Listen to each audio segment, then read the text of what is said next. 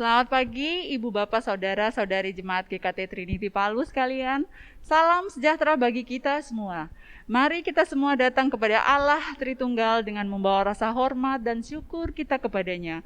Jemaat dipersilakan untuk berdiri dan melakukan saat teduh.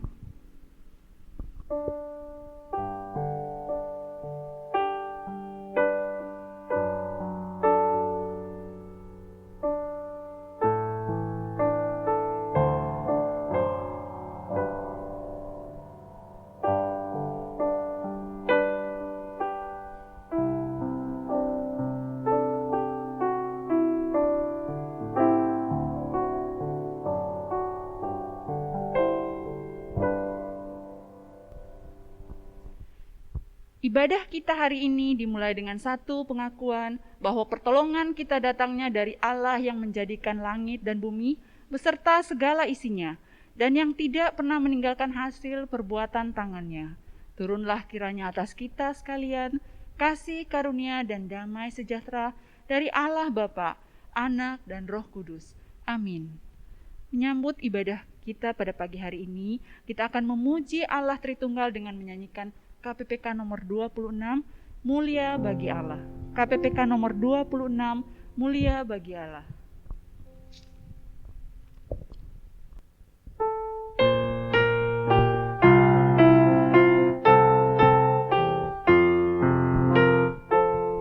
Mulia bagi Allah, kasih-Nya besar, putranya diberikan untuk kaum berdosa.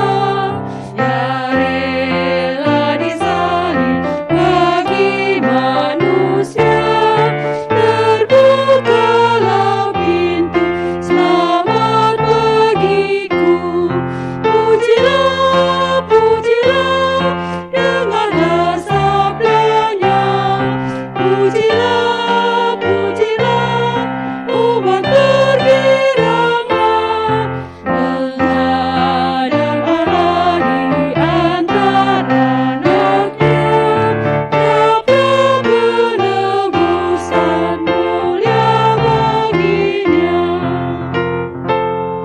Darah anaknya jadi penebusan, itu janjinya bagi yang percaya. Dan dosaku betapapun besarnya, Dia menghapus dan membasuh semuanya. Pujilah, pujilah, dengarlah sabdanya. Pujilah, pujilah, umat bergerangan menghadap Allah di antara anaknya. Dapat penebusan mulia baginya. Yang mengajarkanku kebenarannya. Yang mengajarkanku kebenarannya, sungguh senangku di dalam putranya. Amat sukacita tiada bandingnya, ketika aku melihat wajahnya. Pujilah, pujilah, dengarlah sabdanya. Pujilah, pujilah, umat bergerangan menghadap Allah di antara anaknya. Dapat penebusan mulia baginya. Dengarkanlah nats Alkitab yang menjadi landasan ibadah kita pada pagi hari ini yang terdapat di dalam Efesus 2 ayat 8. Sebab kasih karunia kamu diselamatkan oleh iman. Itu bukan hasil usahamu, tetapi pemberian Allah. Jemaat dipersilakan untuk duduk kembali. Mari kita memuji Allah dengan menaikkan pujian KPPK nomor 168, Ia selamatkanku. KPPK nomor 168, Ia Selamatkanku.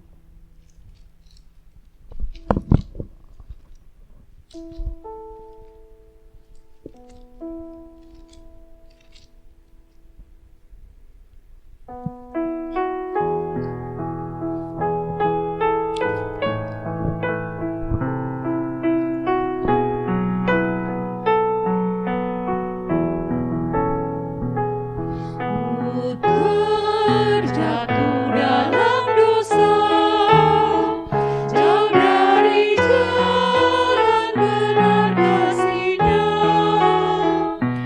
Sungguh pun ku menolaknya, Ia rela mati menggantikanku. Ia selamatkan dan bebaskan aku. Di Golgota tanggung hukumanku. Ia menghapus segala dosaku. Ada damai di hatiku. Ku diperlukan Tuhanku, sehingga ku melihat musuhnya. Dan tergeraklah hatiku oleh kasih dan besar amar-Nya. Ia selamatkan dan bebaskan aku. Di Golgota tanggung hukumanku. Ia menghapus segala dosaku. Ada damai di hatiku.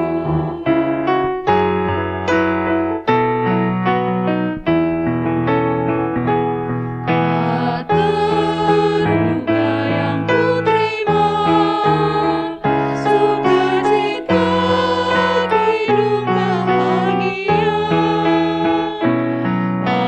Padaku rahmat-Nya diberi, dan kabulkan diberi oleh-Nya. Ia selamatkan dan bebaskan aku. Di Golgota tanggung hukumanku. Ia menghapus segala dosaku. Ada damai di hatiku.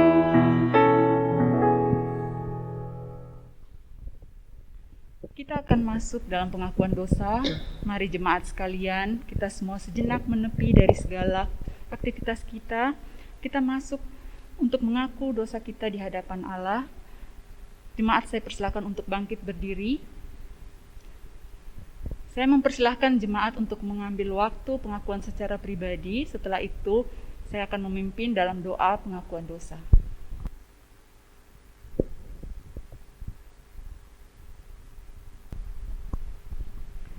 Allah yang bertata dalam kerajaan surga,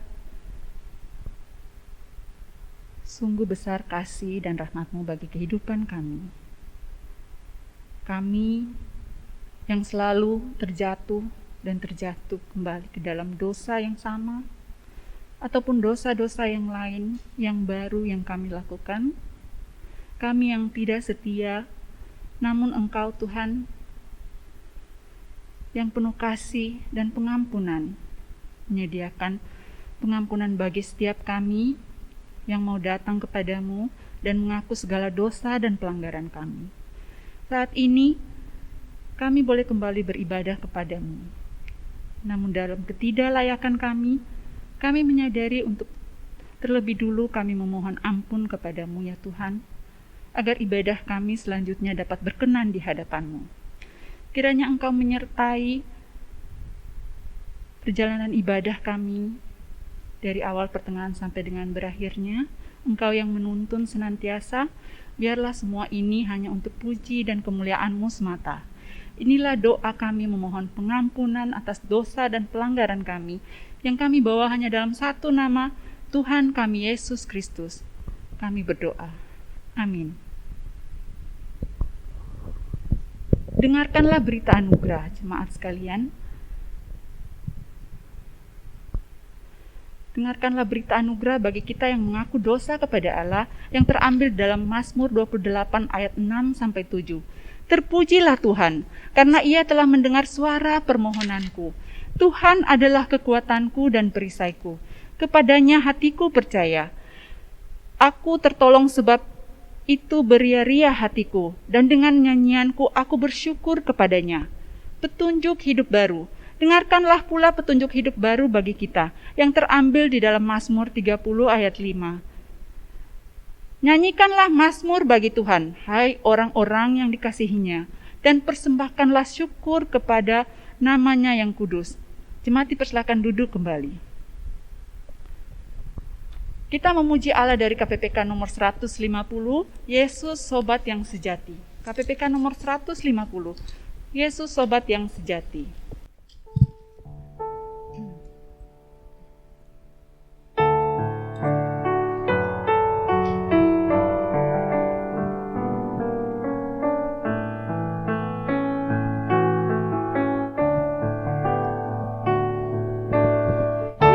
Yesus sobat yang sejati, tanggung segala dosaku.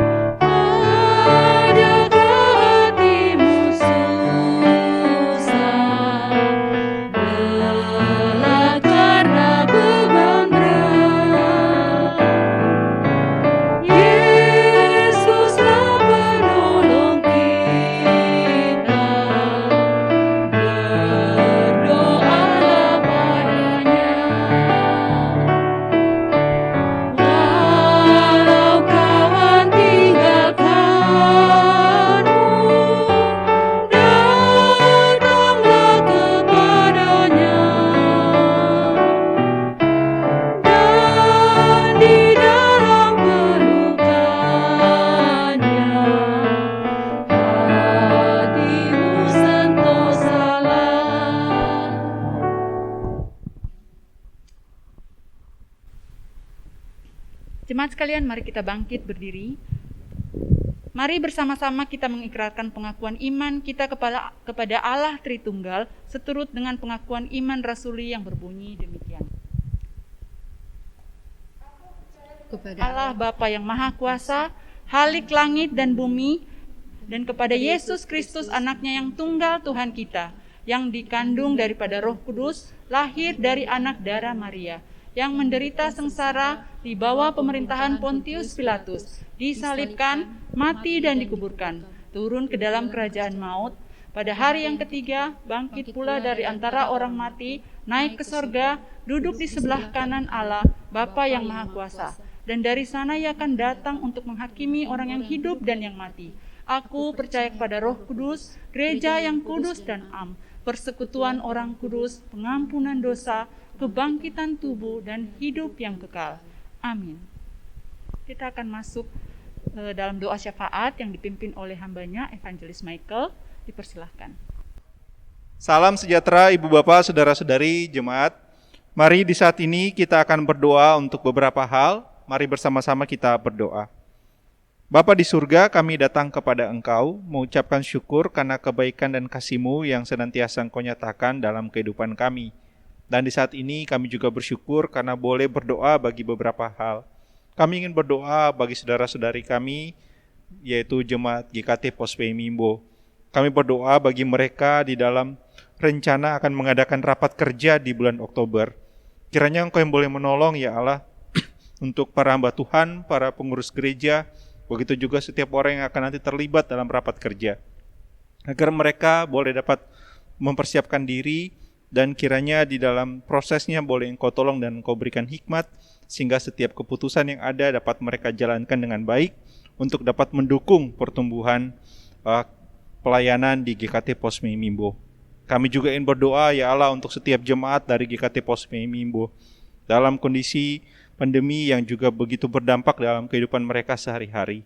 Kiranya Engkau boleh tetap menguatkan dan meneguhkan pengharapan mereka, serta kiranya kerohanian mereka boleh tetap bertumbuh, sehingga mereka boleh dapat memiliki iman yang teguh kepadamu ya Bapa dalam situasi yang penuh kesukaran.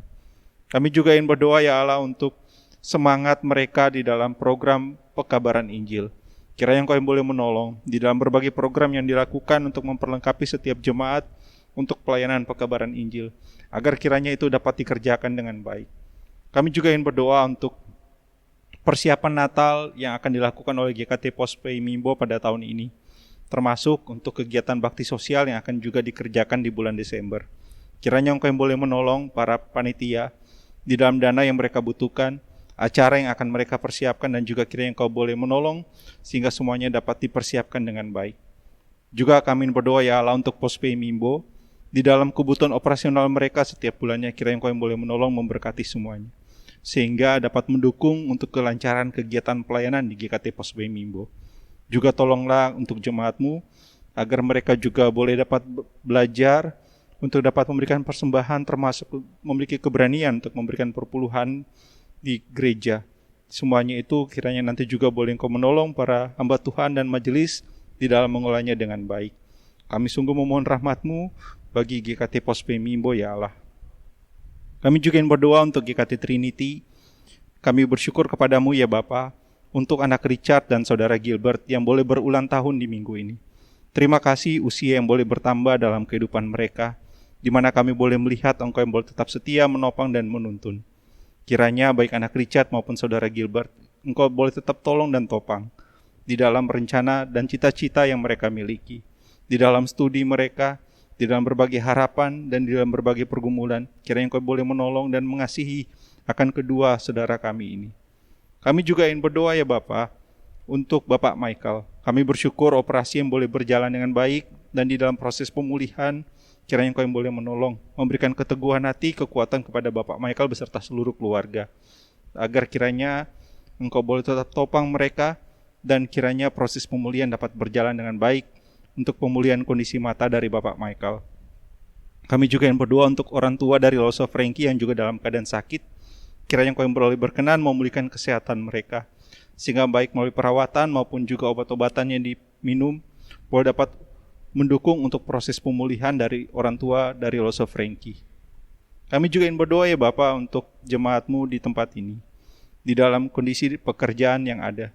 Tolong topang dan tuntunlah di dalam berbagai kesulitan dan kesukaran. Kiranya Engkau boleh tetap menolong, memberikan hikmat serta daya kreatif serta semangat untuk tetap dapat mengerjakan pekerjaan yang ada dengan penuh ketekunan.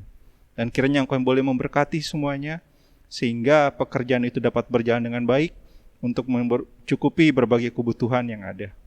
Kami juga ingin berdoa untuk anak-anak remaja dan pemuda di gereja kami. Di dalam studi mereka di semester yang baru ini, tolong topang dan tuntun. Berikanlah semangat dan ketekunan bagi mereka untuk dapat tetap menjalani studi mereka dengan penuh tanggung jawab. Meskipun harus menjalani secara online, di dalam berbagai keterbatasan yang ada, tapi kiranya melalui ilmu yang mereka dapat, mereka boleh dapat diperlengkapi untuk menjalani hari-hari depan mereka dengan baik. Kami juga ingin berdoa ya Allah untuk kota kami. Kami bersyukur kalau kota Palu boleh masuk di PPKM level 3. Dan kami berdoa kiranya Engkau boleh tetap menolong dan menopang untuk para pemimpin kami di dalam mengerjakan tanggung jawab mereka, termasuk di dalam mengambil berbagai kebijakan yang diperlukan untuk mengendalikan penyebaran dari COVID di kota Palu. Kiranya Engkau boleh berbelas kasih ya Bapak juga untuk para tenaga kesehatan yang terus bekerja keras mendedikasikan diri mereka. Berikanlah kesehatan dan kekuatan sehingga mereka dapat dengan setia merawat mendampingi akan saudara-saudari kami yang terinfeksi. Dan ya Allah kami berdoa, kiranya Engkau boleh tetap menolong dan menopang sehingga dalam berbagai kesulitan yang sedang dihadapi, kota ini boleh tetap dalam situasi yang kondusif dan kami boleh tetap dapat hidup berdampingan dengan baik. Kami sungguh memohon rahmat-Mu bagi kami semuanya, agar Engkau juga boleh memimpin, agar kehadiran kami anak-anak-Mu ya Allah di kota ini boleh Engkau pakai menjadi saluran berkat bagi orang-orang di sekitar kami. Terima kasih ya Bapa untuk kebaikan dan kepercayaan-Mu ini. Mari Ibu Bapa sekalian, kita bersama-sama berdoa Bapa kami. Bapa kami yang di surga, dikuduskanlah nama-Mu. Datanglah kerajaan-Mu, jadilah kehendak-Mu di bumi seperti di surga. Berikanlah kami pada hari ini makanan kami yang secukupnya. Dan ampunilah kami akan segala kesalahan kami, seperti kami juga mengampuni orang yang telah bersalah kepada kami. Dan jangan bawa kami ke dalam pencobaan, tetapi lepaskanlah kami daripada yang jahat. Karena Engkau yang punya kerajaan dan kuasa dan kemuliaan sampai selama-lamanya. Amin. Saya kembalikan kepada liturgos. Sekalian dipersilakan untuk duduk kembali. Saat ini kita akan merenungkan firman Tuhan bersama-sama. Oleh karena itu, marilah kita mempersiapkan hati kita memuji Allah dari KPPK nomor 320, semakin dalam. KPPK nomor 320, semakin dalam.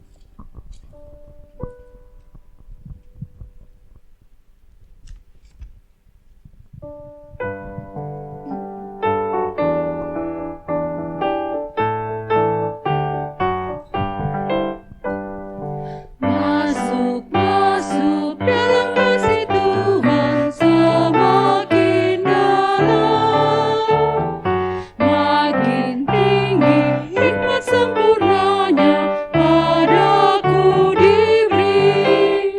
Ku mau lebih dalam, ku mau lebih tinggi, agar ku mengerti masuk ke firman-Nya. Masuk, masuk dalam rumah Ibu semakin dalam, dan hidupku bersatu dengannya, taat padanya. Ku mau lebih dalam, ku mau lebih tinggi, agar ku mengerti masuk ke firman-Nya.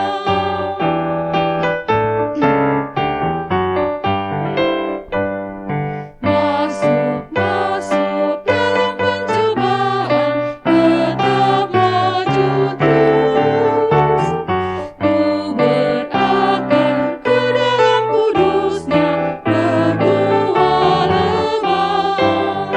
Ku mau lebih dalam, ku mau lebih tinggi, agar ku mengerti masuk ke firman-Nya.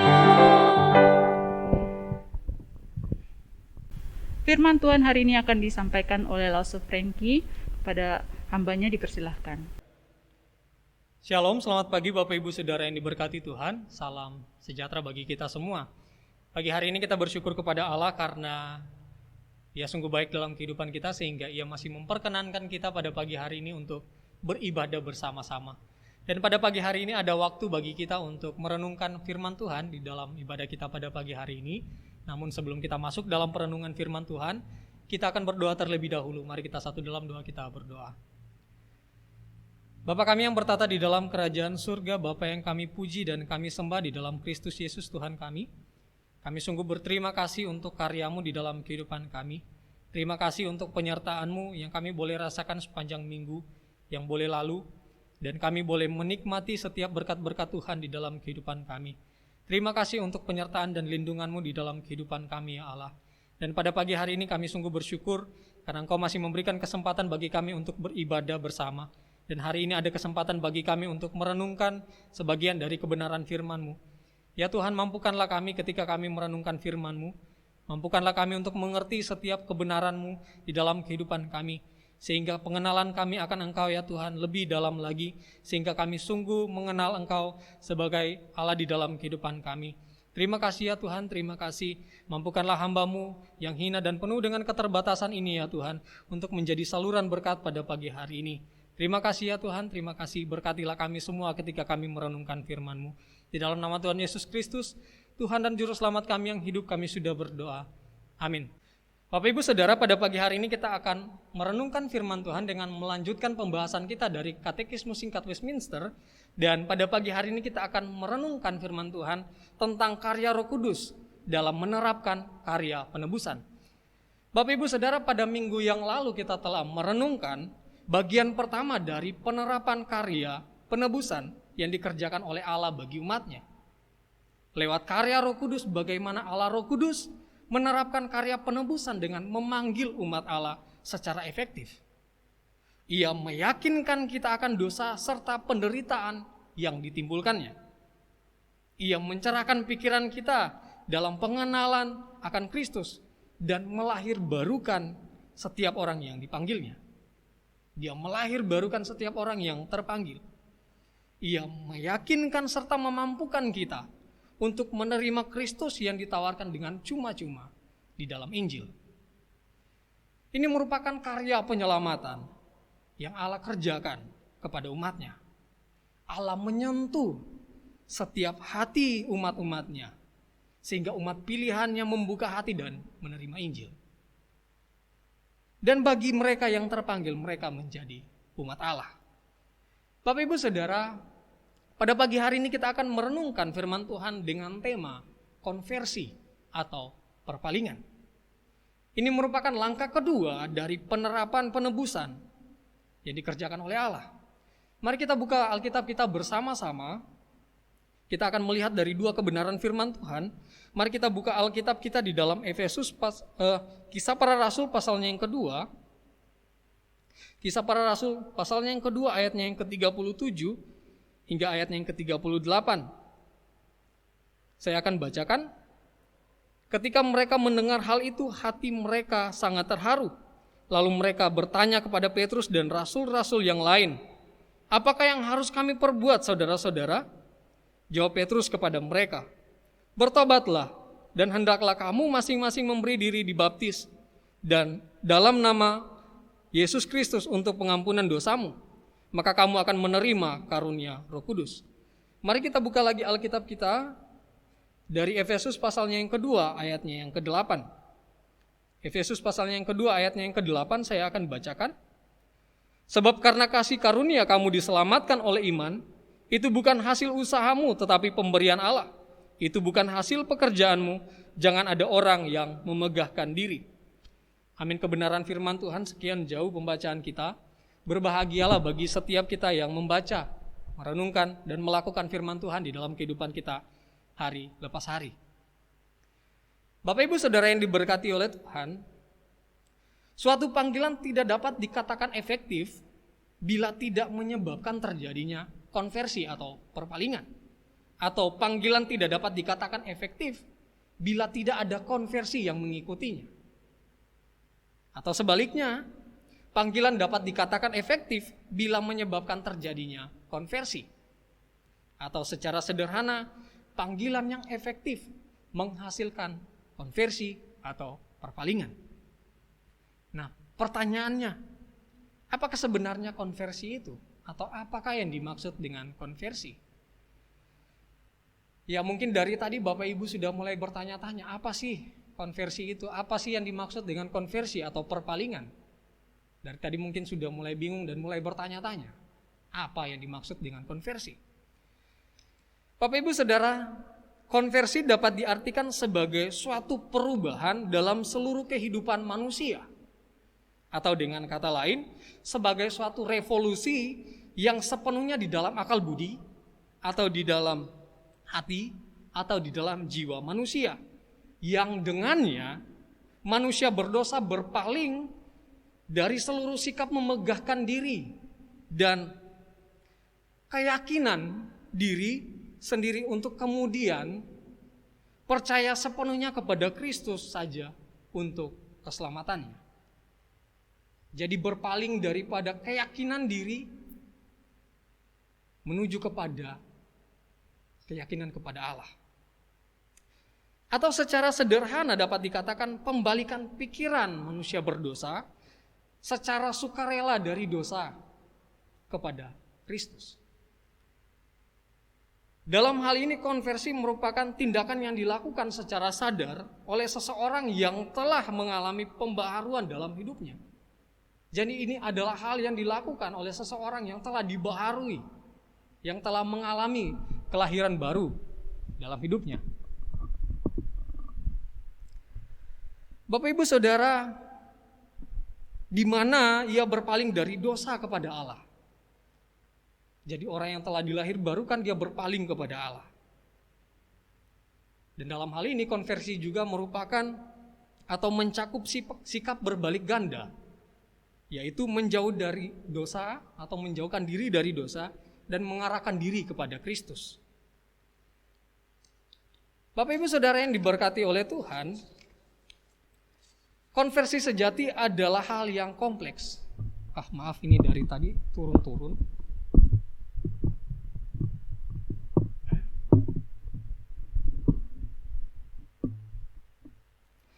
Saya ulang kembali, konversi sejati adalah hal yang kompleks. Hal ini mencakup seluruh transformasi atau perubahan yang menyeluruh pada hati, pikiran, dan pribadi manusia. Gambarannya seperti ini Bapak Ibu Saudara. Seperti seekor larva yang bermetamorfosis menjadi kupu-kupu yang indah. Nah, demikian juga orang berdosa menjadi pribadi yang kudus melalui pembaharuan di dalam pikirannya yang dikerjakan oleh Roh Kudus. Seseorang dapat dikatakan terpanggil secara efektif bila ada pembaharuan yang terjadi di dalam seluruh aspek kehidupannya. Pertanyaan selanjutnya, terdiri dari unsur apa saja konversi atau perpalingan manusia dari dosa kepada Kristus? Ada 3 hal, Bapak Ibu Saudara, ada 2 hal yang bisa kita lihat pada pagi hari ini. Unsur apa saja yang terkandung di dalam konversi? Yang pertama adalah unsur iman. Bapak Ibu Saudara sekalian, hal yang pertama yang kita akan bicarakan pada pagi hari ini adalah iman. Di dalam kekristenan, iman adalah hal yang sangat penting. Sebagai orang percaya pasti kita sudah tidak asing lagi dengan istilah ini atau dengan kata ini. Pasti kita juga sudah sering kali mengungkapkan kata ini. Kita juga sudah sering kali mengucapkan kata iman. Dan sebagai orang percaya kita disebut sebagai orang yang beriman kepada Allah. Panggilan yang efektif adalah panggilan yang menghasilkan iman. Dalam perjanjian baru kita akan menemukan ada 240 kali kata iman digunakan. Baik itu kata benda atau juga kata kerja. Sering kali digunakan istilah ini. Dan ini menunjukkan bahwa ini merupakan hal yang penting. Atau ini menunjukkan betapa pentingnya iman. Karena kenapa? Iman adalah hal yang mendasar dari konversi. Iman merupakan saluran keselamatan mutlak yang harus ada. Dalam Ibrani 11 ayatnya yang ke-6 sangat-sangat jelas dikatakan di sana bahwa tanpa iman tidak mungkin orang berkenan kepada Allah. Sebab barang siapa berpaling kepada Allah, ia harus percaya bahwa Allah ada dan bahwa Allah memberi upah kepada orang-orang yang sungguh mencari Dia. Sangat-sangat jelas. Tanpa iman tidak akan mungkin ada orang yang berkenan kepada Allah. Bahkan di dalam bacaan kita pada pagi hari ini di dalam Efesus pasalnya yang kedua ayatnya yang ke-8. Paulus dengan lantang menyatakan bahwa orang percaya diselamatkan berdasarkan iman percaya kepada Yesus saja. Melalui iman orang berdosa diikat kepada Yesus dan Kristus mengikat diri kepada orang berdosa. Nah, tetapi pertanyaannya apakah yang dimaksud dengan iman di dalam Yesus Kristus? Atau apakah yang dimaksud dengan iman yang sejati? Ada 3 aspek dari iman yang sejati. Kalau tadi di dalam konversi ada 2 aspek. Nah, sekarang kita akan melihat di dalam iman ada 3 juga aspek. 3 aspek di dalam iman yang sejati. Nah, apa saja itu? Yang pertama aspek pengetahuan. Bapak Ibu Saudara, pengetahuan adalah hal yang penting. Sebab pengetahuan adalah bagian dari iman. Pengetahuan adalah hal yang penting sebab pengetahuan adalah bagian dari iman. Sebagai manusia, kita tidak dapat mempercayai orang yang kita tidak kenal. Atau kita tidak ketahui sama sekali. Atau kita tidak dapat mempercayai orang yang tentangnya kita ketahui ada yang salah. Contohnya Bapak Ibu Saudara, tiba-tiba orang datang kepada Bapak Ibu Saudara dan contohnya meminjam uang. Ya, Bapak Ibu Saudara tidak akan bisa serta-merta percaya kepada orang itu. Bapak Ibu Saudara pasti akan mencari tahu dulu, ingin mengenal orang itu lebih dalam. Ingin mengenal orang itu jauh lebih baik lagi. Bapak Ibu Saudara, sebagai orang percaya kita beriman kepada sesuatu yang kita ketahui. Kita tidak beriman bukan kepada sesuatu yang kita tidak tahu. Atau kita beriman bukan kepada sesuatu yang kita tahu tetapi salah. Tidak seperti itu Bapak Ibu Saudara. Dalam hal ini iman mengandung unsur pengetahuan yang benar. Pengetahuan yang benar adalah hal yang sangat-sangat penting. Sebab kenapa? Sebab kita harus memiliki pengetahuan yang cukup untuk mengetahui siapa yang kita percayai. Sebagai orang beriman kita harus mengetahui kebenaran. Kita harus mengetahui apa yang Yesus lakukan untuk menyelamatkan orang berdosa. Kita harus tahu akan hal itu Bapak Ibu Saudara. Seperti Paulus berkata, aku tahu kepada siapa yang aku percaya.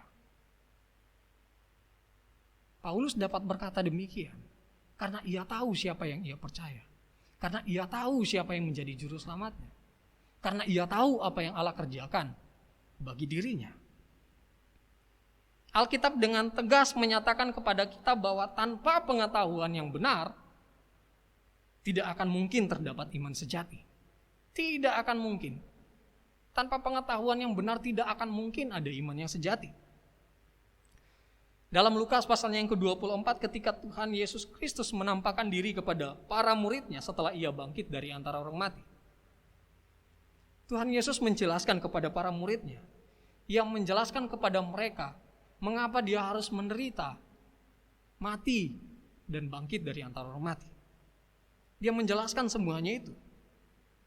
Bahkan ia membuka pikiran mereka sehingga mereka mengerti tentang kitab suci. Pengetahuan adalah hal yang penting Bapak Ibu Saudara.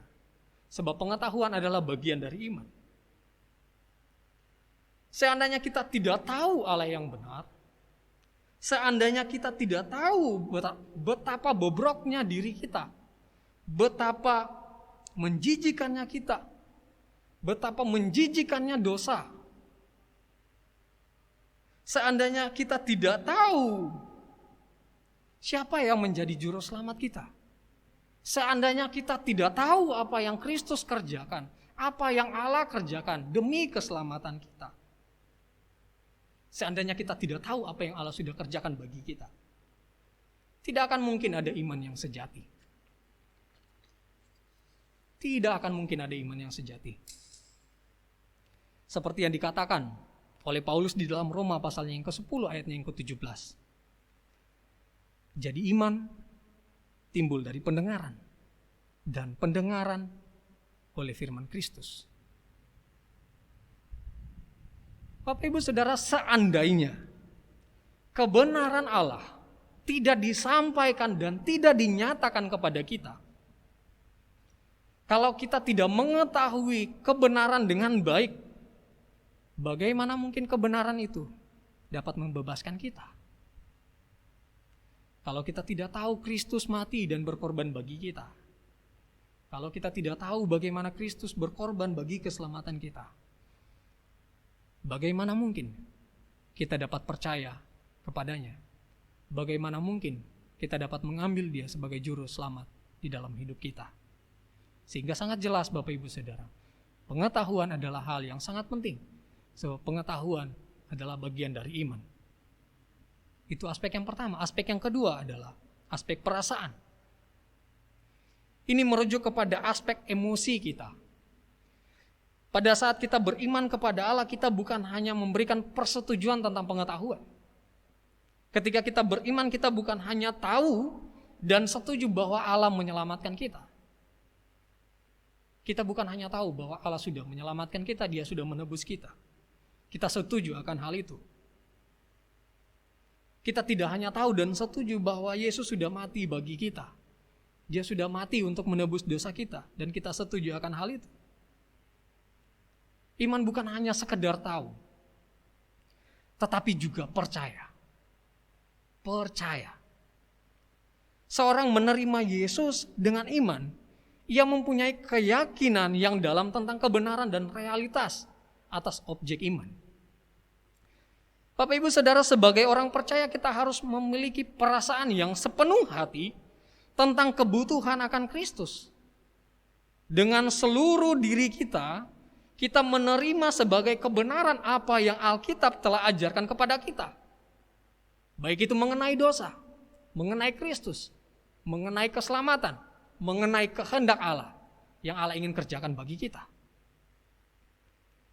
Sebagai orang percaya kita harus memberikan seluruh perasaan kita bagi Allah. Kita mengarahkan seluruh hidup kita hanya kepada Allah. Kita harus percaya. Itu aspek yang kedua. Dan yang ketiga adalah aspek keputusan. Bapak Ibu Saudara, aspek ini merupakan aspek tertinggi dari iman. Kenapa? Iman bukan hanya berbicara bahwa kita tahu tentang karya keselamatan. Iman tidak hanya berbicara tentang percaya atau kita percaya apa yang kita tahu. Tidak seperti itu. Tetapi iman juga berbicara tentang bagaimana kita mempercayakan diri kita sepenuhnya kepada Allah. Bagaimana kita sungguh-sungguh mempercayakan seluruh kehidupan kita hanya kepada Allah demi keselamatan kita. Apa maksudnya mempercayakan diri seutuhnya kepada Allah? Mempercayakan diri berarti manusia berpaling kepada Kristus untuk bergantung dan bersandar sepenuhnya hanya kepadanya untuk keselamatan. Bergantung sungguh-sungguh sepenuhnya hanya kepada Allah untuk keselamatan. Tidak lagi bergantung kepada diri sendiri, tetapi bergantung sepenuhnya kepada Allah, bersandar sepenuhnya kepada Allah. Bapak Ibu Saudara, iman yang menyelamatkan adalah iman yang dengannya kita menerima Dia dan bersandar kepadanya untuk keselamatan kita. Itu yang pertama, unsur dari konversi atau perpalingan adalah iman. Dan unsur yang kedua adalah unsur pertobatan. Bapak Ibu Saudara yang diberkati Tuhan, bacaan kita pada pagi hari ini di dalam Kisah Rasul pasalnya yang kedua, ayatnya yang ke-37 hingga ayatnya yang ke-38.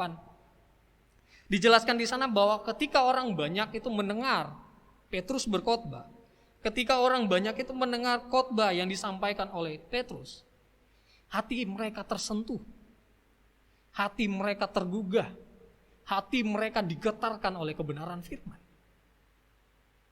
Apa yang terjadi? Mereka bertanya kepada Petrus dan rasul-rasul yang lain, apa yang harus kami lakukan? Saudara-saudara, apa yang harus kami lakukan? Mereka bertanya seperti itu. Dan Petrus menjawab mereka, jawabannya seperti ini. Bertobatlah dan hendaklah dirimu dibaptis bertobatlah, dan hendaklah dirimu dibaptis. Bapak Ibu Saudara, di dalam Alkitab, baik Tuhan Yesus Kristus atau Yohanes Pembaptis, memulai pelayanan umum mereka dengan memberitakan bertobatlah sebab kerajaan Allah sudah dekat. Di awal pelayanan mereka menyerukan tentang pertobatan. Mereka menyampaikan tentang pertobatan kepada setiap orang. Mereka menyerukan bertobatlah sebab kerajaan Allah sudah dekat. Allah menghendaki bahwa semua orang untuk bertobat. Bahkan Allah memerintahkan manusia untuk bertobat. Bapak Ibu Saudara, ketika seseorang sungguh-sungguh berpaling kepada Allah, ketika orang sungguh-sungguh berpaling kepada Allah, maka ia akan mengalami pertobatan di dalam hidupnya. Orang yang sungguh-sungguh berpaling kepada Allah adalah orang-orang yang sungguh-sungguh mengalami pertobatan di dalam hidupnya. Apa yang dimaksud dengan pertobatan, Bapak Ibu Saudara? Pertobatan menunjuk aspek perubahan di mana jiwa berpaling dari dosa menjadi kebencian yang sungguh-sungguh terhadap dosa. Yang dulunya hidup di dalam dosa, kini hidup di dalam kekudusan. Yang dulunya hidup di dalam dosa, kini benci terhadap dosa, menjauhkan diri daripada dosa, meninggalkan dosa.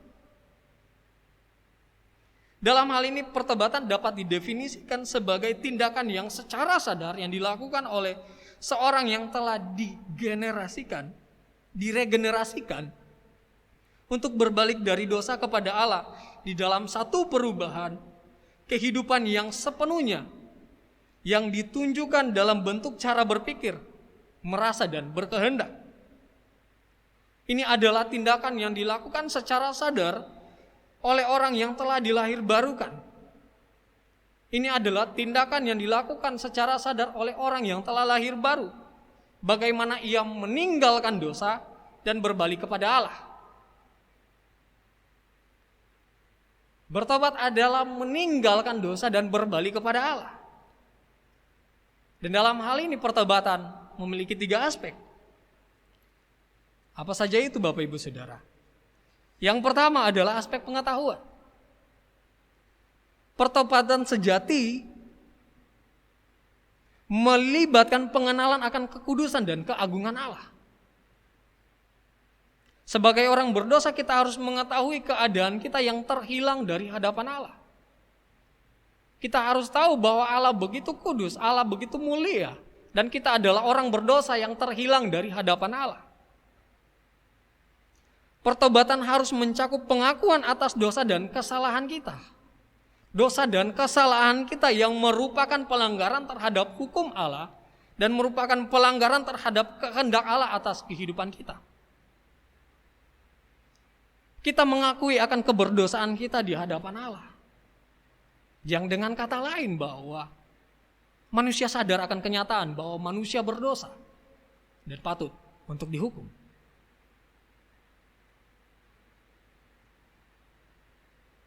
Dan pertobatan juga harus memiliki pemahaman tentang kasih setia Allah bagi hidup kita dan kesediaan Allah untuk mengampuni kita.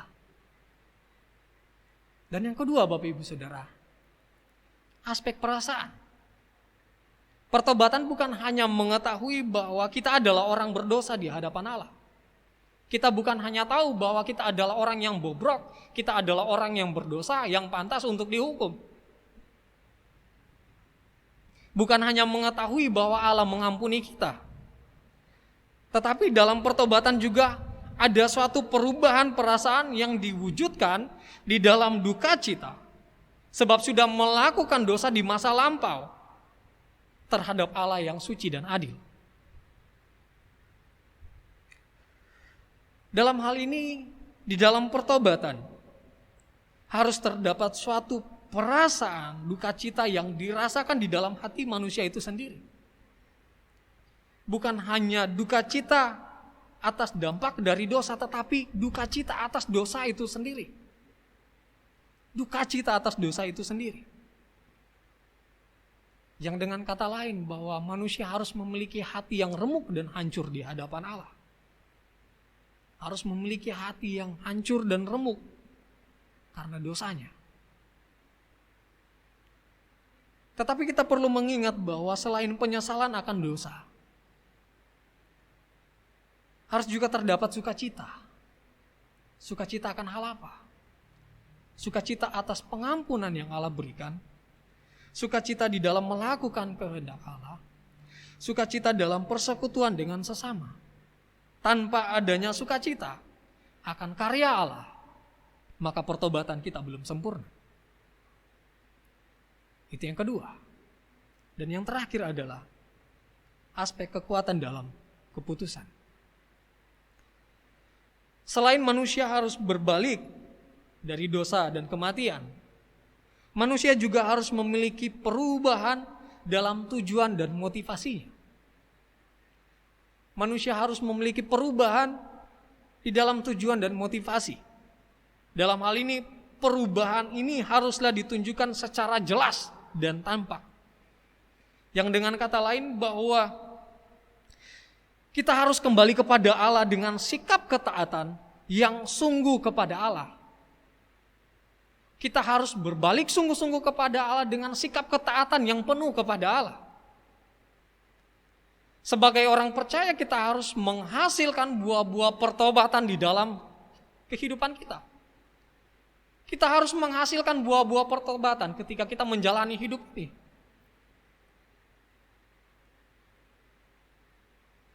Kita harus menghasilkan buah-buah pertobatan. Sebagai orang percaya kita harus menghasilkan buah-buah pertobatan yang tampak di dalam hidup kita. Kita harus wujudkan itu di dalam tindakan kita, sepak terjang kita, tutur kata kita, dan lain-lain sebagainya. Bapak Ibu Saudara, pertobatan yang sejati adalah pertobatan yang membawa perubahan.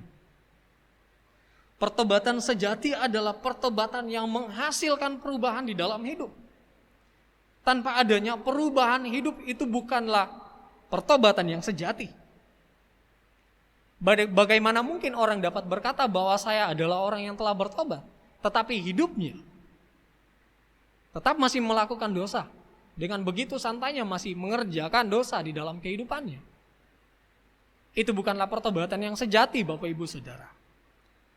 Pertobatan sejati adalah pertobatan yang menghasilkan perubahan di dalam hidup. Perubahan di dalam seluruh aspek kehidupan ini. Baik di dalam seluruh tindakan, sepak terjang, dan tutur kata, dan lain sebagainya. Ada perubahan di dalam hal itu. Pertobatan yang sejati adalah pertobatan yang membawa perubahan. Yang dulunya hidup di dalam dosa, kini hidup dengan ketaatan yang sepenuhnya kepada Allah. Bapak Ibu Saudara yang diberkati Tuhan, iman dan pertobatan adalah aspek dari perubahan total dari jiwa. Sebagai orang percaya kita harus bersyukur kepada Allah, Bapak Ibu Saudara. Alasannya kenapa? Karena Allah telah menganugerahkan anugerahnya, karunia-Nya bagi kita. Kita harus bersyukur karena kenapa? Karena kasih-Nya bagi kita, karena kasih-Nya bagi orang-orang yang telah dipilih. Ia memanggil kita, orang-orang berdosa. Ia memperbaharui kehidupan kita. Kita harus bersyukur akan hal itu. Kita harus bersyukur karena Ia telah memperbaharui kita, sehingga kita dapat kembali kepada Allah. Tanpa pembaharuan yang Allah kerjakan, kita tidak akan mungkin dapat kembali kepada Allah. Kita harus bersyukur kepada Allah karena kasih-Nya. Kita dapat melihat, kita dapat merasakan karya keselamatan yang Ia kerjakan, sehingga kita dapat beriman kepadanya.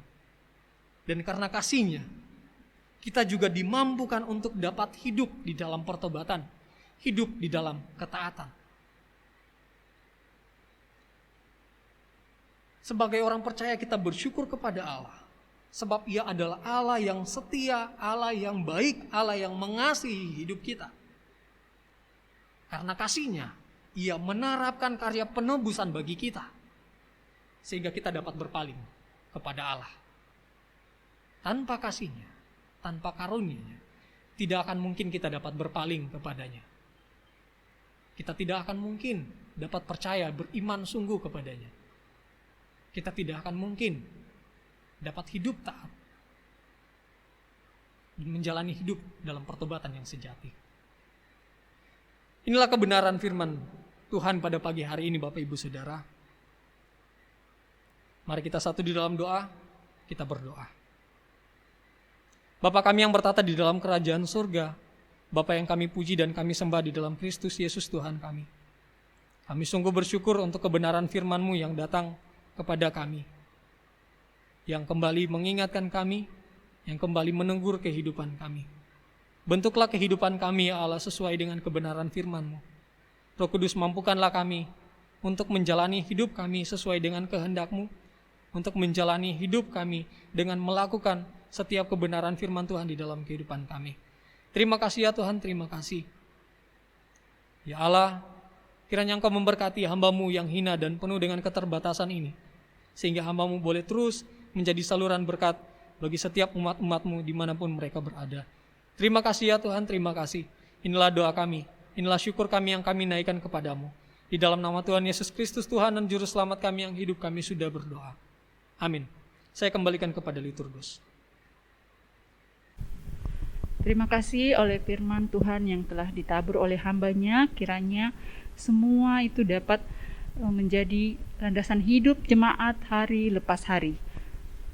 Mari jemaat sekalian, kita akan memberikan ungkapan syukur kita kepada Allah. Kita akan menaikkan pujian KPPK nomor 233, Aku Percaya Padanya. KPPK nomor 233, Aku Percaya Padanya. Persembahan dapat ditransfer ke rekening gereja, ataupun dibawa langsung ke gereja, ataupun dijemput oleh majelis dan hamba Tuhan. Silahkan pada jemaat untuk memilih metode persembahannya. Kita masuk dalam KPPK nomor 233, Aku Percaya Kepadanya. Ku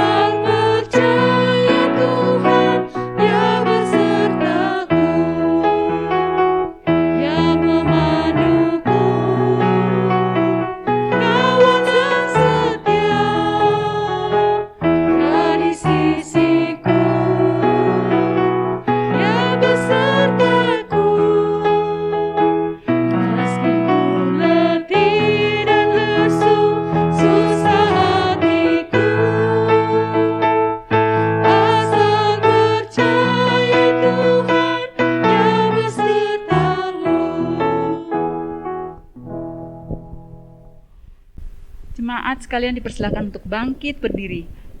Kita akan mendoakan persembahan syukur kita kepada Allah.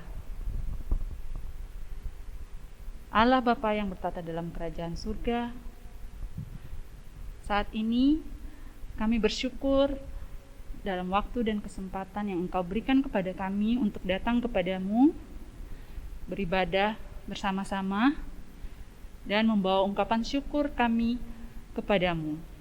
Tuhan, kiranya Engkau memberkati setiap kami.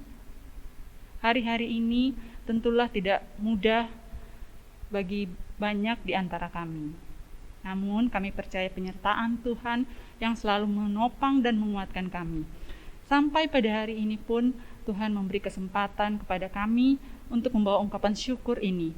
Kiranya Tuhan yang memberkati ungkapan syukur kami dan bagi kami sekalian dalam keseharian kami tetaplah dalam penyertaan Tuhan untuk tidak lupa berucap syukur hari lepas hari. Tuhan, berkati persembahan ini kiranya semua hanya untuk puji dan kemuliaan-Mu semata. Ini doa kami dan ungkapan syukur kami bawa hanya dalam satu nama Tuhan kami, Yesus Kristus, Juru Selamat kami yang hidup. Amin. Jemaat sekalian, kita akan mengakhiri ibadah kita dengan doksologi dan doa berkat kepada hambanya. Dipersilahkan.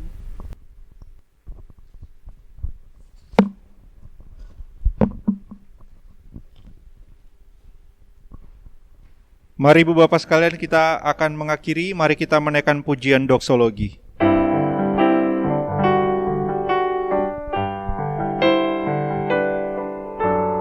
Puji Allah Bapa Putra, puji Allah Roh Kudus, ketiganya yang esa. Mohon selamat sumber berkat. Amin. Tuhan memberkati kita dan melindungi kita. Tuhan menyinari kita dengan wajah-Nya dan memberi kita kasih karunia. Tuhan menghadapkan wajah-Nya kepada kita dan memberi kita damai sejahtera dari sekarang hingga selamanya. Amin. Amin.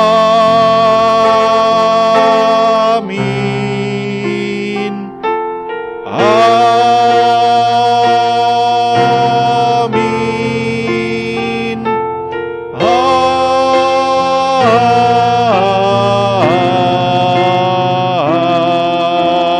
Amin. Amin. Silakan duduk, silakan mengambil satu teduh. Ibu Bapak sekalian, kebaktian kita selesai.